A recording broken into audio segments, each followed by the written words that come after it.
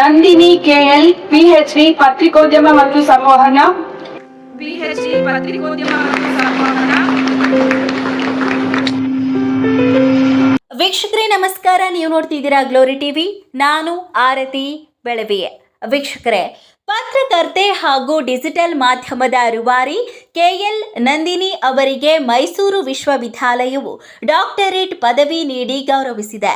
Cinema ಮತ್ತು ರಾಜಕೀಯ ರಂಗಕ್ಕೆ ಖ್ಯಾತ ನಟ ಡಾಕ್ಟರ್ ಅಂಬರೀಶ್ ಅವರ ಕೊಡುಗೆ ಒಂದು ಅಧ್ಯಯನ ವಿಷಯದಲ್ಲಿ ನಂದಿನಿ ಮಹಾಪ್ರಬಂಧವನ್ನ ಸಲ್ಲಿಸಿದ್ರು. ಸಂವಹನ ಮತ್ತು ಪತ್ರಿಕೋದ್ಯಮ ವಿಭಾಗದ ಮುಖ್ಯಸ್ಥರಾದ ಡಾಕ್ಟರ್ ಎನ್ ಮಮತಾ ಅವರ ಮಾರ್ಗದರ್ಶನದಲ್ಲಿ ಮಹಾಪ್ರಬಂಧ ಸಲ್ಲಿಕೆಯಾಗಿತ್ತು.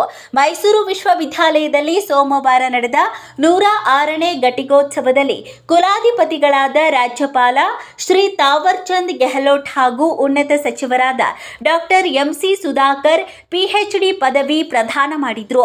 ಮೈಸೂರು ವಿಶ್ವವಿದ್ಯಾನಿಲಯದ ಕುಲಪತಿಗಳು ಹಾಗೂ ಉಪಕುಲಪತಿಗಳು, ರಿಜಿಸ್ಟರ್ ಹಾಗೂ ಸಂವಹನ ಮತ್ತು ಪತ್ರಿಕೋದ್ಯಮ ವಿಭಾಗದ ಮುಖ್ಯಸ್ಥರು ಘಟಿಕೋತ್ಸವದಲ್ಲಿ ಹಾಜರಿದ್ದರು.